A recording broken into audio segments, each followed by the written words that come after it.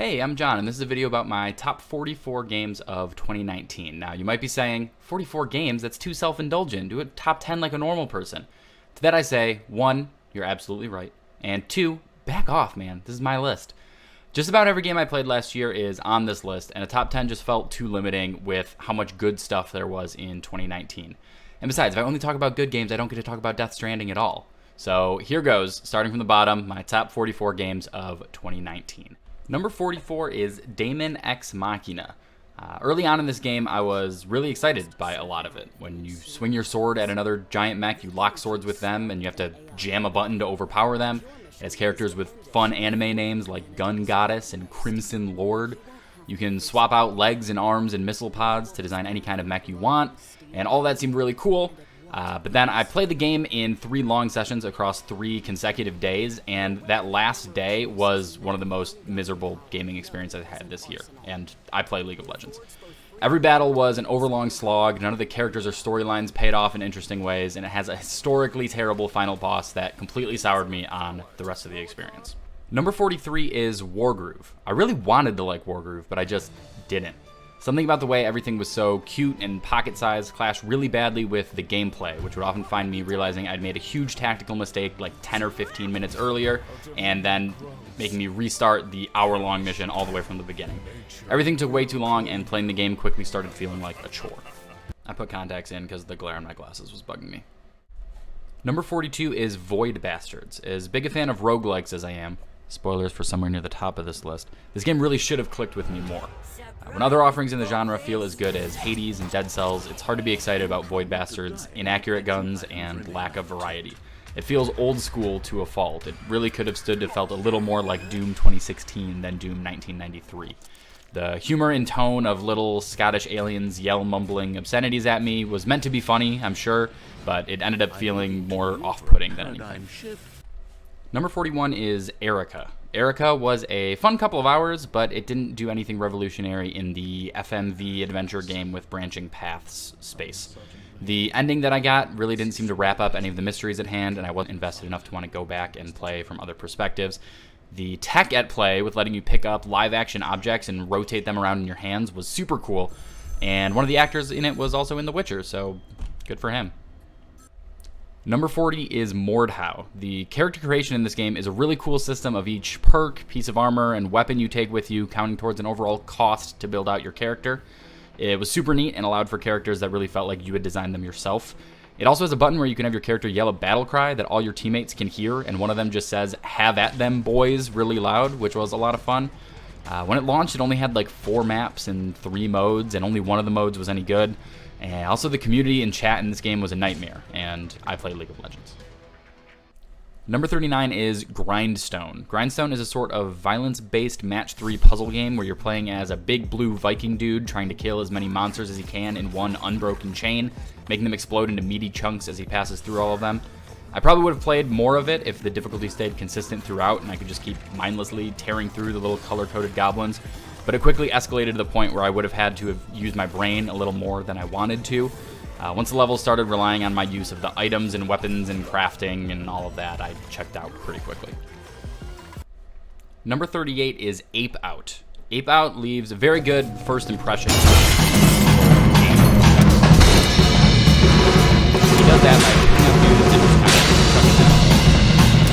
Minimalist art style and a super cool dynamic that has the soundtrack. Unfortunately, it doesn't have much more to offer. I got 90% of what I got out of the game. But hey, it's really neat first 10 minutes. Number 37 is Devil May Cry 5.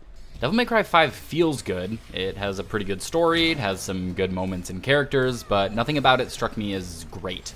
It didn't feel like the enemy design did enough to force me to use all the stance switches and complicated move inputs at my disposal, and just getting better scores wasn't enough of an incentive to me to try to use anything but the same handful of useful moves over the course of the entire game. Overall, I think I would have been happier with a DMC 2 than a Devil May Cry 5. Number 36 is Man of Medan. I played Until Dawn with a group of people all in one sitting, handing off the controller every time the playable character switched, and it was such a fun and memorable experience. Man of Medan is Supermassive's follow-up in the playable teen horror movie genre, and makes some really cool changes, including adding a mode where you can actually assign characters to real-life players, just like we did for our house rules in Until Dawn.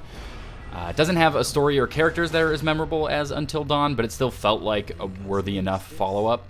I'm excited for where they go next with their Dark Pictures anthology series that they're apparently kicking off with this game.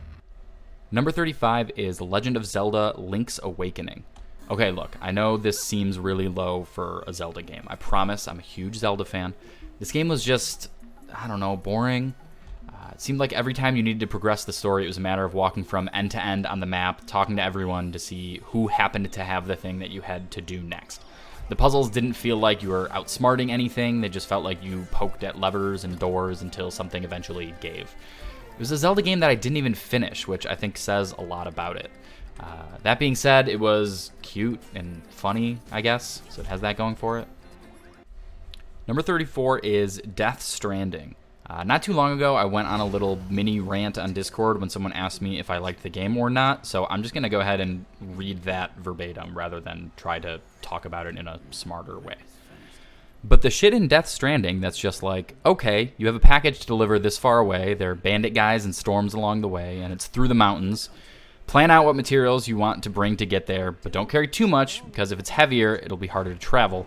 And weighing all the costs and benefits of all the tools you might need, that shit is so good. And it has some really interesting online connectivity shit where you can see structures and ladders and shit built by other players and upvote them like Dark Souls notes. So if there's a ladder in the perfect spot to get over a rocky hill or a bridge to cross a river without fucking up your car, that shit gets upvoted like crazy and everyone gets to use it in their game. And then one of the main characters in a super serious story cutscene says, "You're Mario and I'm your Princess Peach," while standing on a beach. And you want to shoot yourself in the head and break the disc in half. And I think that pretty much sums up Death Stranding. Number 33 is For the King. For the King picks and chooses elements from video games, board games, and tabletop RPGs and combines them into a fun and accessible fantasy game that I had some really good sessions with.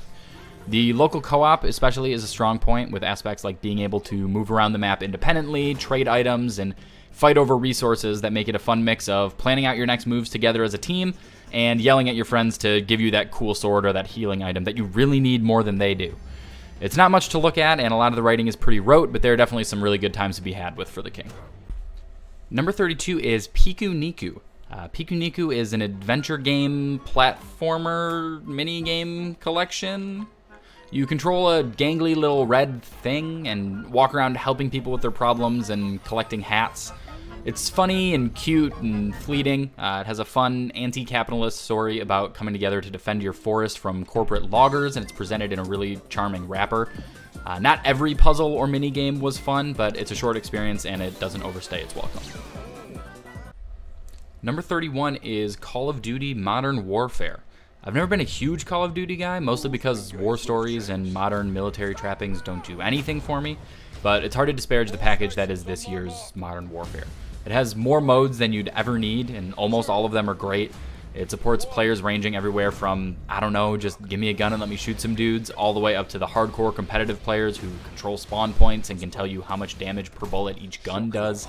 There's fun to be found here for anyone, especially with the way crossplay adds accessibility and lets you play with your friends whatever platform they're on.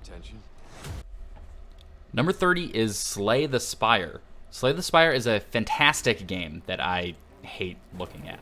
The run-based deck building is super engaging and varied, and the constant adaptation required to adjust the way the card drawing system gives you a new hand every turn requires your attention and careful strategizing at all times. It lost me a bit when I realized you really had to plan your build around whatever boss was waiting for you at the end of that floor rather than just trying things that you thought were fun. And man, is the art a bummer. I played the game in early access, and when I first saw the art, I waved it off as, they'll probably replace these character sprites later on, and then it'll really be great. Unfortunately, they never updated it, and it really detracts from my desire to play it compared to other roguelikes or other similar games. Number 29 is Marvel Ultimate Alliance 3. This game has a really cool over-the-shoulder camera perspective that zooms in on the action and frames it in a really cool way. and it's only available in single player. It's a genre of game that's best played with friends on a couch, hanging out and talking while you do it. But multiplayer is kind of a chaotic, zoomed out mess of particle effects and overlapping one-liners. Has a huge cast of familiar and lesser known Marvel characters, but too many of them have overly similar and even reused animations. There are flashes of brilliance in here, but no one facet of the game ever feels fully realized or exceptional. Number 28 is Dicey Dungeons. Dicey Dungeons is essentially a simplified deck-building roguelike where you play as a die that rolls other dice to attack. On one run, I was playing as a wizard who could polymorph my enemies into animals to make them less threatening. I came across an enemy that had the ability to steal my abilities and use my spell to turn me into a bear. All of my attacks were replaced with things like Claw Swipe, and I used those to defeat the guy. The surprising and amazing part was that I didn't turn back. I got out of that battle and I was still a bear. I was a bear for the whole rest of that run. When I got new attacks and upgrades for that run, they were all bear-specific attacks and upgrades. Dicey Dungeons doesn't have the depth of something like Slay the Spire or other deck-building card games like that, but it's way funnier and a lot more memorable in its tone and character designs. Number 27 is A Short Hike. A Short Hike is a cute little adventure game where you control an anthropomorphized bird trying to climb a mountain to get cell phone reception. You meet characters along the way that need help with their problems, so you explore around looking for seashells and playing volleyball with a stick and making sure people running in a race are staying hydrated. It's an extremely short game that can be finished in around 90 minutes, which makes the ending's reveal of why you're trying to get cell phone reception feel really unearned. I won't spoil it here, but I didn't like how suddenly it tried to be real and sad when it wasn't supported at all by the rest of the game leading up to it. Especially because the rest of the game leading up to it was really light and fun. It felt a bit like it wanted to be a gotcha at the end, blindsiding you with this sad and dark twist. Number 26 is Cadence of Hyrule. Oh, the best Zelda game that came out this year. Cadence of Hyrule is a Zelda-skinned follow-up to rhythm-based dungeon crawler and top 10 best-named game of all time, Crypt of the Necrodancer. And it manages to feel both like a worthy iteration of Necrodancer and a reverent homage to classic top-down Zelda games. The remix soundtrack of classic Zelda songs is one of the best of the year, and the four-way movement and tile system works great for both the methodical rhythmic movement and the Link to the Past style combat. Number 25 is The Outer Worlds. The Outer Worlds is kind of a Fallout sequel by way of Mass Effect. You collect a ragtag crew of party members and hop planet to planet solving people's problems, which usually involves shooting someone or something. I like some of the RPG mechanics, like the way repeatedly doing something wrong develops a flaw for your character, and the way you can manually lower your skills to be below average when creating a character, but I didn't end up caring about the story or characters along the way at all. It was a bit of a shorter experience than your typical Fallout-style open-world game, and the story, situations, and combat encounters still managed to get repetitive long before I finished it. Number 24 is Sneaky Sasquatch. I have a soft spot in my heart for Sasquatches, so the name and thumbnail of this game got me to give it a shot when it launched on Apple Arcade.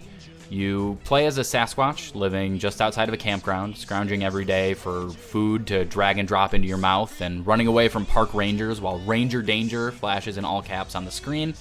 It's funny and charming throughout, with the exception of some strangely difficult driving gameplay, which you do after you get a baseball hat to disguise yourself as a human so you can pass your driver's license test. You got that baseball hat, though, by selling a bunch of fish you caught to a friendly bear that calls you Sam Squanch, and then you bought the hat from a raccoon salesman that lives in a tree. It's a pretty good game. Number 23 is Bloodstained Ritual of the Night. Bloodstained is a spiritual successor to the Castlevania series, and much more specifically to the PlayStation 1's Castlevania Symphony of the Night. It wears that influence not just on its sleeve, but front and center on its chest while pointing at it saying, "Hey, do you see? It's just like Castlevania."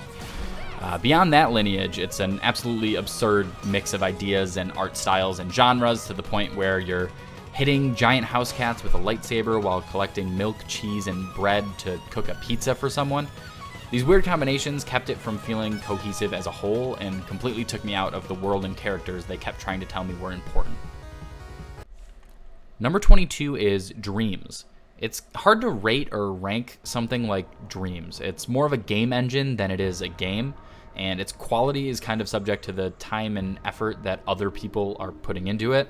There are definitely a lot of cool little projects and tech demos that have been created using its tools, but there are some distinctive signs within each project that reveal that they were made in Dreams and not a more fully featured engine like Unity or Unreal or anything like that. There's a kind of muddiness over the top of everything that reveals how it was made. It's cool if it gets more people to try their hand at creating, and the way you can collaborate with other users to create things as a team is really neat, but the final projects so far all feel like Dreams games rather than just games. Number 21 is What the Golf. What the Golf is a frenetic puzzle game that's ostensibly about hitting a thing towards a hole, but quickly devolves into nonsense like playing as a golf ball with a grappling hook, or an oil barrel that has to keep moving so the flaming oil trail doesn't blow it up, or an asteroid flying through space trying to avoid hitting planets before reaching the hole. It doesn't linger on any one idea for long enough for any of them to get repetitive, and it's consistently funny with its ideas and presentation. Some of the more difficult challenges that have you going for a specific pars with weird and inconsistent mechanics cause some friction with the otherwise irreverent and silly tone, but as soon as you clear that one frustrating level, you're on to the next dumb, great idea. Number 20 is Teamfight Tactics. Teamfight Tactics is an auto chess game by the League of Legends developer based off of ideas presented in Dota Auto Chess, which is a mod created in the Dota 2 engine. Dota 2, of course, being a sequel to Dota, which was a mod created in the Warcraft 3 engine, which League of Legends is also derived from.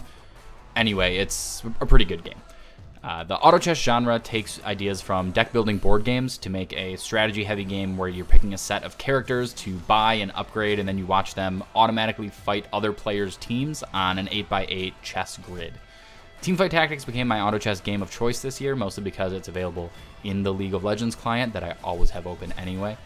The randomness combined with playing against other real players makes it an intensely frustrating experience when you lose, and an incredible rush of adrenaline when you occasionally win.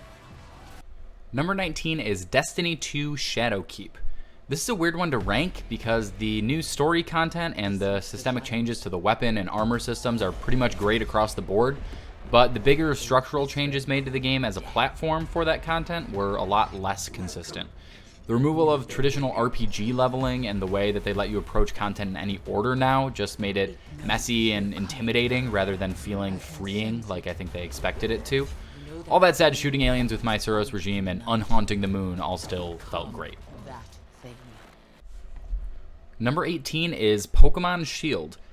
Feels like anything I say about this game is going to make someone mad, but here goes. I thought this was a pretty good upper half Pokemon game. It's not the best one of all time or anything, but I definitely liked it more than the last couple. The Pokemon running around in the overworld make it so much more vibrant, and the quality of life changes, like being able to swap Pokemon from boxes anywhere and being able to fly really early on in the game, make for a lot less barriers that are keeping you from having fun than some of the other previous entries. Sun and Moon sucked. Number 17 is Telling Lies. Not the concept, but the game that just came out. Where 2015's Her Story had more or less just a single character in a single setting, Telling Lies kind of blows that concept out with 10 or so principal characters and a whole bunch of settings and situations for them. The variety adds a lot to the experience and allows them to tell a more complex and multifaceted story than Her Story's somewhat cliched murder mystery. Not every storyline or performance lands, but enough of them do that you sometimes forget these are actors performing solo scenes for a camera. Sometimes. Number 16 is Baba Is You. This game did a great job packaging what are essentially programming logic puzzles in a way that was cute and didn't feel like work. Until the levels got too hard for my pea-brain and it did start to feel like work. The multi-step puzzles later on got complicated to the point of being exhausting, but even then it was still a game I respected the hell out of. Number 15 is Sayonara Wild Hearts. This game was an audiovisual delight and managed to pack a lot of variety into its 90-minute runtime. It was so impressive how often they would have an entirely new bespoke mechanic that disappeared immediately after a 30-second section of using it, and almost all of them worked really well. My biggest knock against it is it's called an interactive pop album, and I couldn't hum a single bar of it from memory. Number 14 is Life is Strange 2. At the time, the first Life is Strange was fresh and exciting in its willingness to gesture towards more serious topics, but fell short in some of the writing and the dialogue and the follow-through on some of that serious subject matter. Life is Strange 2 shores up some of those writing weaknesses while also throwing itself more explicitly into those serious topics. You play as two young brothers who lose their Mexican-American father to a trigger-happy cop at the beginning of the game, and discover in the aftermath that the younger of the two brothers has telekinetic powers. They travel the western coast trying to make their way from Seattle to Mexico and encountering everyone from friendly travel bloggers that buy them hotel rooms to overtly racist border control vigilantes that try to kill them. It's a harrowing and authentic story of post-2016 America, and the characters and acting generally stay grounded despite the supernatural powers. Number 13 is Heave Ho. I don't think I laughed harder this entire year than I did playing Heave Ho with my family. I don't love some of the presentation and tone of the game, but the moment-to-moment gameplay is almost impossibly fun, and the positions each level puts your group in are a great test of patience and teamwork. There's a constant struggle of wanting to finish a level versus wanting to cackle wildly as you Mufasa your friends off of ledges. Number 12 is the Jackbox Party Pack Volume 6. They say the Jackbox games are only as good as your friends are funny, and by that metric, my friends aren't quite top 10 material. I do think this is the best package of games they've put out since Party Pack 3, if not ever. And for the last time, I'm not the alien. I would tell you if I was. Number 11 is Eliza. I'm normally not one to ask for longer games, especially as someone who tries to play as many games as I possibly can every year, but Eliza feels like a game with really interesting ideas that don't get fully explored quite as much as I would like. It introduces 3 or 4 really interesting ideas about therapy and AI and tech startups and the direction of humanity, and then says, okay, pick your favorite idea, and kind of ends. It's extremely interesting and well written along the way, but I would have loved if it had explored the ideas further or shown the consequences of each line of thinking before wrapping up. Alright, the entries get a little longer from here on out for the top 10, just bear with me. If you made it this far, you're a hero in my book. Number 10 is Mortal Kombat 11. NetherRealm has been consistently setting a new bar for the complete package in the fighting game genre with every game they've released in the last 5 years, and MK11 continues that upward trend. The story mode isn't just there, it's really good. The online options aren't just a checkbox they ticked off, they're robust.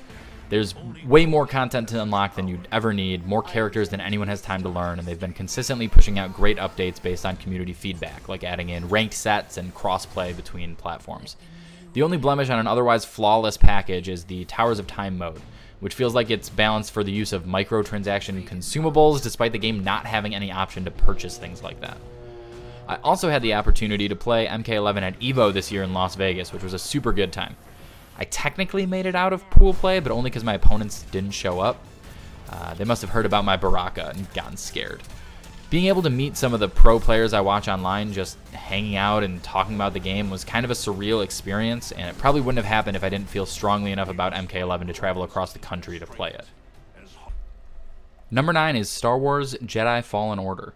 The only thing holding Jedi back from being an all-time great story in the Star Wars universe is its protagonist, Cal Kestis, whose official title in the script has to be Lead Wet Blanket.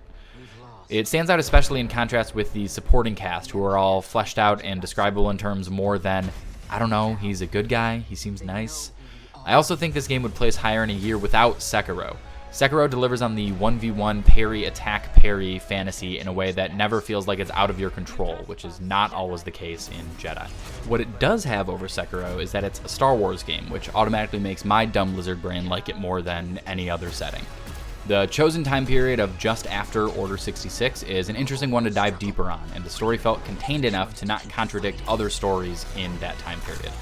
I appreciated the restraint in that regard. This is a tightly told story about a handful of characters, and the few major cameos are pulled off well, but not used as crutches.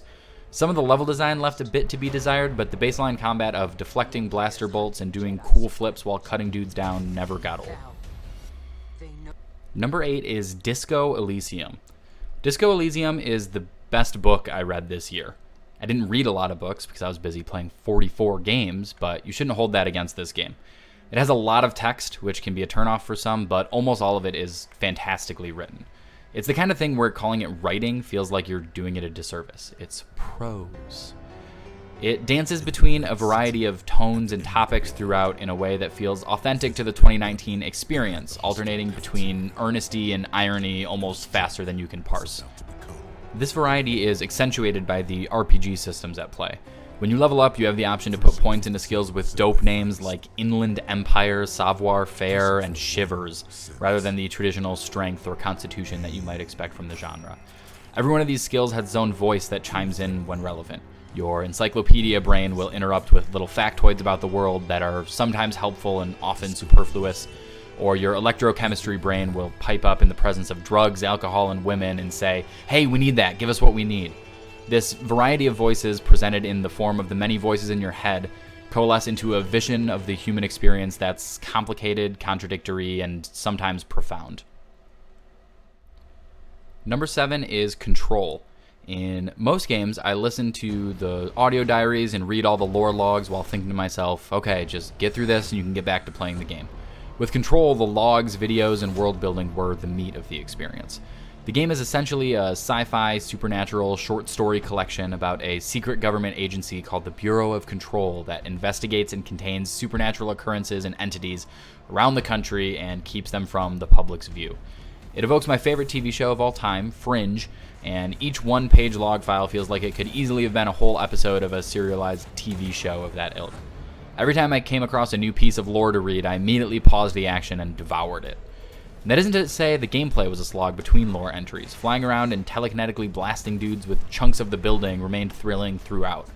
The way the environment reacted to your destruction systemically and the attention to detail in every texture, animation, and particle effect really helped sell the world as a single cohesive space and enhanced the story and lore's impact. I didn't enjoy the main A-plot of Jessie and her brother as much as the lore and world building, but Jessie was a cool character and I'd be happy to play as her again in a follow-up. Number 6 is Apex Legends.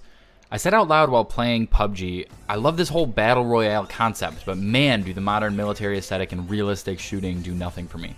Something like this, but more arcadey, would be perfect. Then I played Fortnite, and it was the right amount of arcadiness for me, but it had building, and the building was bad, which I say mostly because I never got good at it. Finally, Apex solved all of my problems with the other offerings in this genre, while also making its own strides forward in communication, teamwork, and game pace. The way that the game more or less forces your squad of 3 to drop to the same place rather than encouraging going lone wolf added to the ease of play and made it possible to play without having to talk to strangers on the internet, which is always a plus. Being able to respawn your dead teammates also took away some of the frustration of looting for 15 minutes and then dying that was sometimes a problem with other battle royales. It was the ping system in particular, though, that was the biggest advancement in the team-based shooter space in years. The game has a dedicated ping button that contextually changes what it tells your team based on what you're aiming at when you hit it. If you aim at an enemy, it yells, "Hey, there's an enemy over there," and highlights it on your teammate's screen. If you ping your gun, it says, "Hey guys, I need this type of ammo," so your teammates can then ping that type of ammo on the ground to highlight it for you. After a couple rounds, it became effortless and essential, to the point where playing any other team shooter without pinging feels naked. Hearing those pingable lines in the specific characters' voices also gave Respawn an opportunity to put their personalities at the forefront in a way that isn't distracting or detrimental to the core shooting experience. The way each character has their own personality and play style, and the way those characters attracted certain types of players, was fascinating to watch develop as I played the game over the months. And boy, did I play it. It was my most played game of the year by far, excluding League, which is my highest played game of every year, with around 500 hours logged across PS4 and PC. The variety introduced by the huge maps, varied character abilities, and distinct guns meant that every game was just different enough to not get stale. I'll likely keep returning to Apex over at least the next year as they keep adding characters and changing the maps and modes up. Between Apex and Jedi, I was happy to finally become a Respawn fan this year after respecting them from afar through their Titanfall days. Number 5 is Outer Wilds. Outer Wilds is the type of game that is so well made, so perfectly and carefully crafted that I almost don't feel qualified to talk about what makes it so special. Here I am doing it anyway. Outer Wilds is a game where you play as a four-eyed blue alien with a rickety spaceship exploring a small solar system while stuck in a 22-minute time loop. It sounds like 22 minutes isn't a lot in terms of exploring a whole solar system, but everything is spaced out so precisely from the starting point that you always either come just short of the thing you want to get done or barely finish it before the sun explodes and your time resets. Everything that happens in the system happens at the same time during every run, leading to some really interesting moments where you're trying to get to a certain chamber before it fills up with sand, or fly through a black hole after a specific piece of debris you need has already been sucked through to the other side. This can lead to some frustrating retries when you miss an event or make a wrong turn and run out of time, but that frustration can sometimes clash with the explorative nature and slow pace of the story and discoveries. That feeling of learning from past failures, however, is essential to the theming and story of the game, so I get why it's there.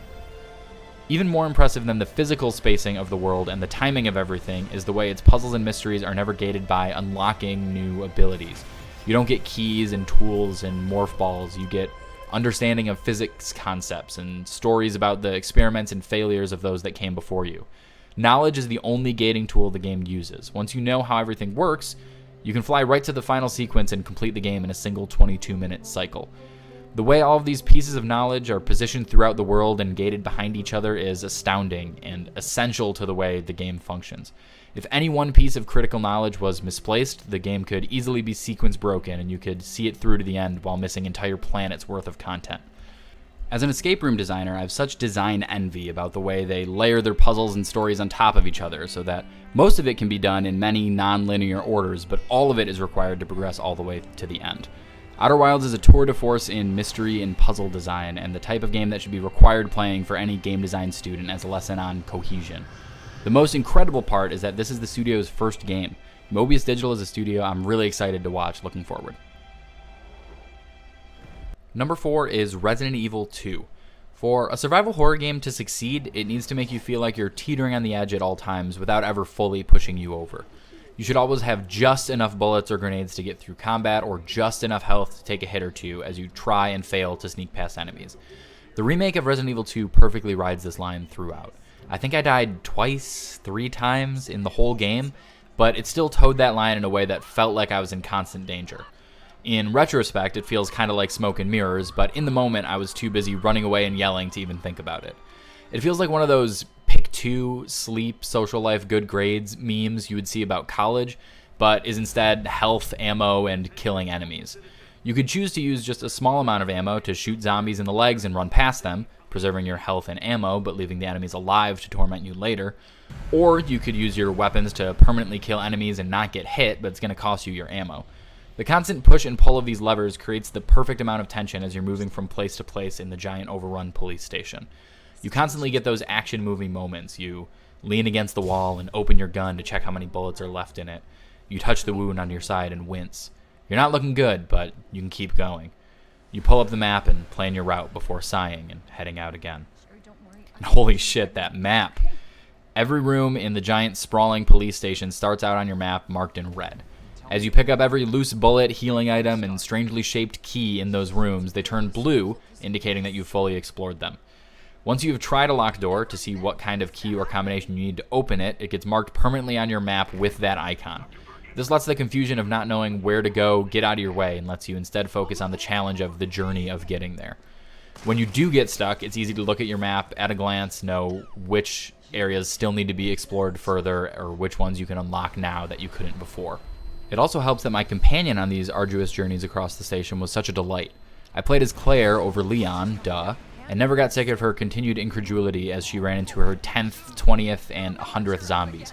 "What the hell is with these guys?" she'd yell as I lined up another headshot as if we hadn't been doing exactly that for the last 10 hours. It's hard to pinpoint what it is, but the game nails the exact amount of campiness in its dialogue and characters for it to be charming rather than grating. Much as the gameplay expertly balances tension without dipping into triviality or frustration, the tone of the game is a perfect mix of campiness and self-seriousness that never dips far enough in either direction to induce eye rolls. I'm hard-pressed to think of anything I dislike about this game. It's hard to make a enclosed space overrun by zombies game in 2019 and have it feel fresh and novel, but RE2 is the ultimate realization of that concept. Number 3 is Hades. At this point, I'm fully convinced Supergiant can do no wrong. Bastion was of course a great game and innovative in terms of voice acting, music, and presentation, but was fairly standard in terms of its action RPG gameplay. Transistor pushed the gameplay in a strange pseudo-turn-based programming-themed direction, and Pyre went even stranger with its party-based magic basketball RPG. Supergiant has consistently delivered on every concept they've tried so far, and Hades continues their flawless run of bangers. It retains the studio's undeniable strengths in art, music, and characters, while also being their best playing game by far. Hades is a run-based roguelike, meaning you start the game over from the beginning every time you die, barring some permanent upgrades that persist run to run. This is already a genre of game I love, but Hades feels like enough of an evolution in that space that it's going to make it hard to return to other genre standouts like Enter the Gungeon and Dead Cells. Dying and trying again each time is built into the story in a way that feels less like a tacked-on explanation for the roguelike format, and more like it was their starting point for the whole concept. You play as Zagreus, the son of the Greek god Hades, trying to escape the underworld to get away from his asshole dad and hang out with his relatives on Olympus. Every time you start a run, you start from your dad's house and try to progress upwards through the layers of hell and towards the surface. When you inevitably die in the process, you reawaken from a pool of blood in the house of Hades again, and your dad mocks you for even trying. So you pet your dog Cerberus and head out again. Each time you leave, you pick one of 5 weapons that has a handful of variants each. Along the way, you clear rooms, you get weapon upgrades, extra health, and most importantly, get boons from your god relatives on Olympus. Zeus might intervene and give you a buff that adds chain lightning to your attacks, or Aphrodite might enchant you to charm or weaken your enemies. Every god has a multitude of transformative abilities to grant you, and no 2 runs through the underworld feel the same. The exciting feeling of crafting your temporary build and getting stronger as you move forward is the loop that the genre is built on, but it's enhanced even further here by subtle quality of life changes. When you clear a room, there will often be multiple doors to progress through, and each one is labeled by what its reward will be if you clear it. Even once you're picking a boon from a specific god, you have 3 options to choose from. These little changes lessen the frustration of scuffed or unlucky runs that plague other roguelikes, and give you more freedom to craft your build in the direction you want each time through. This is one of the main things that sets the game apart. Supergiant has found a way to lessen some of the frustrations of the genre and keep its high points. Another way the game is set apart from others of its ilk is in its characters and storytelling. Zagreus is a bit of a cocky hothead in the way you might expect the son of Hades to be, but his performance is realistically understated. He's much more the type to snidely get the last word in and think he's smarter than you than he is a screaming rage monster.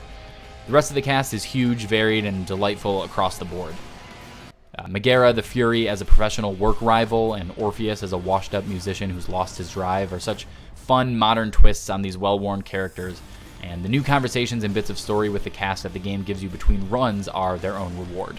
The only thing I can hold against the game, and probably the only reason it isn't my game of the year, is that it isn't finished yet. It launched in early access in December of 2018 and has been getting substantial updates steadily in the years since. They've added entire weapons, modes, characters, and systems as they've gone, and each one has been not just a step, but a leap forward. It's still missing some key things like an ending to the story when you beat the final boss and closure for a lot of the character storylines, but the 90% that's already in there is phenomenal. I have full confidence that Supergiant will blow me away with the final version, and it'll only get stronger in 2020. Number 2 is Sekiro: Shadows Die Twice. At this point, I'm already bought in enough on From Software's games that I would have pretty much been down for whatever. Like many, though, I was initially worried about some of the ways it was purporting to shake up the Dark Souls formula. I was disappointed that there wasn't a character creator and you played one specific character instead. I was also skeptical when I found out there was only one main weapon in the game and no armor customization at all. Not having co-op was another worrying factor, mostly because I'm bad and I was worried I would struggle to get through it without the option to summon allies. But thank God From had enough built-up goodwill with me that I gave it a shot anyway, because Sekiro is my favorite Souls-style game yet. My worries turned out to be almost entirely unfounded across the board. Playing as one specific character let From try something new with their storytelling process, largely eschewing the cryptic lore text of their previous games in favor of a more direct and explicitly told narrative, filled with memorable characters and moments. Having a reoccurring named antagonist like Genichiro helped drive me forward and want to see what would happen to Sekiro and him the next time they met. It made the entire experience feel so much more personal and intimate than Dark Souls games' boss fights. That intimacy is extended, of course, to the combat, which is largely about 1v1 fights where just about any enemy in the game can kill you if you make a mistake or two. There is less of a progression in the sense of leveling up and finding better weapons and armor like a Dark Souls game might have, but the progression instead takes the form of your own mastery over the precise combat. It expects a lot from you, and the game can be exhausting to play for too long of a period. You're expected to be able to perfectly parry and punish every single enemy you encounter or die just as quickly as they can. It's good then that this is also From's most polished game yet. Everything about the gameplay is tight, and also fucking tight. There's a lot less of the Dark Souls jank that fans have come to expect, of weird hitboxes and falling off of ledges. Enemy attacks feel consistent and exact, and every mistake feels like your own. This is what makes it all the more satisfying when you finally conquer that final boss you spent 6 hours straight trying to beat. It feels earned in a way that not many other games can replicate. In the vein of the classic literary conflicts of man versus man and man versus nature, Sekiro is man versus Genichiro. It's just you and that hand-stealing son of a bitch until one of you makes enough mistakes to be cut down. That feeling would have been detracted from by the inclusion of co-op, and I'm ultimately glad that they forced that solitary feeling on you. It's hard to say why this game feels more precise and polished than From's other offerings, but at least part of it is due to the focused nature of the playable character and his weapons and abilities. Whereas Dark Souls bosses have to be designed to be beatable for a myriad of playstyles and builds, Sekiro knows exactly what every player has at their disposal at any given time. This means the bosses can be more specifically designed with that in mind, and the result is that they feel more like a fair test of skill rather than some of Dark Souls' more flaily bullshit. I'm so glad all my fears about the game were assuaged, and I'm wholeheartedly on board for whatever From Software comes out with next. They have my blind faith to try whatever they want, and I'll do my best not to doubt them in the lead up to Elden Ring. Number 1, and my favorite game of 2019, is Fire Emblem Three Houses. If I could give Game of the Year to Fire Emblem memes specifically, I probably would do that. Fire Emblem Three Houses is both the single-player game I spent the most time playing on this list and the game I spent the most time on outside of the game.